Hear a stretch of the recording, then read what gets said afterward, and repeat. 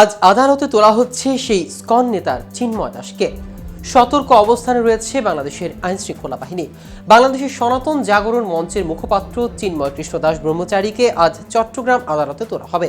নিরাপত্তা জোরদার করা হয়েছে আদালত প্রাঙ্গণ ও এর আশেপাশের এলাকায়।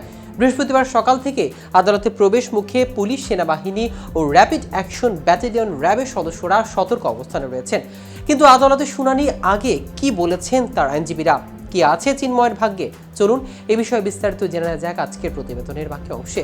কেটিভি নিউজ 24 চ্যানেল থেকে আপনাদের সাথে আছি আমি মাহমুদুর রহমান সিয়াম। এর আগে 3 ডিসেম্বর মঙ্গলবার চিন্ময় কৃষ্ণ দাসের জামিন শুনানির দিন ধার্য হয়েছিল। রাষ্ট্রপক্ষ আইনজীবীরা উপস্থিত থাকলেও আসামি পক্ষের কেউ ছিলেন না, তাই আদালতে রাষ্ট্রপক্ষের আবেদনের ভিত্তিতে আজ পরবর্তী শুনানির তারিখ ধার্য করেছিলেন। অন্যদিকে চিন্ময় কৃষ্ণ দাসের আইনজীবী রবীন্দ্রনাথ ঘোষ বর্তমানে ভারতে অবস্থান করছেন, তবে তিনি ভারতে থেকে কবে বাংলাদেশে ফিরবেন তা নিয়ে রয়েছে ধূম্রজাল। এক সাক্ষাৎকারে বাংলাদেশের সুপ্রিম কোর্টের আইনজীবী রবীন্দ্রনাথ ঘোষ সাংবাদিকদের বলেছিলেন, আগামী 2 জানুয়ারি চিন্ময় কৃষ্ণের হয়ে আদালতে দাঁড়াবো। এর আগে বাংলাদেশে যাব। তবে কিছুক্ষণ পর তিনি তার ওই বক্তব্য থেকে খানিকটা সরে এসে বলেন, আমি এখন চিকিৎসাধীন রয়েছি, ডাক্তার যেদিন সুস্থ বলবেন সেদিন বাংলাদেশে যাব। আমি না থাকলেও অন্য আইনজীবীরা দাঁড়াবেন, তবে সুস্থ থাকলে অবশ্যই যাব।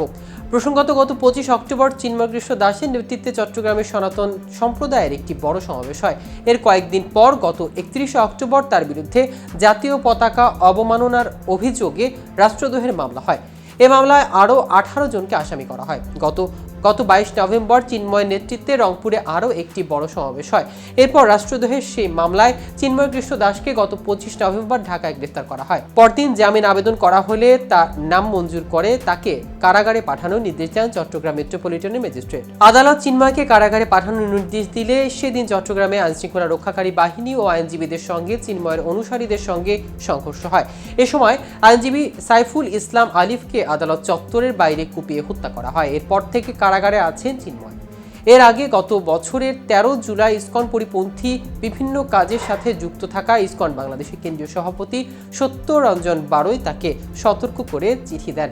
সেখানে তার বিরুদ্ধে 5টি অভিযোগ আনা হয়। পরে গত 9 নভেম্বর ইসকন বাংলাদেশে আয়োজিত এক সংবাদ সম্মেলনে সংগঠনের সাধারণ সম্পাদক চারু চন্দ্র দাস জানান, সাংগঠনিক শৃঙ্খলা ভঙ্গের দায়ে ইসকনের যাবতীয় কার্যক্রম থেকে চট্টগ্রামের পুররিক ধামের অধ্যক্ষ চিন্ময় কৃষ্ণ দাসকে সংগঠন থেকে বহিষ্কার করা হয়েছে।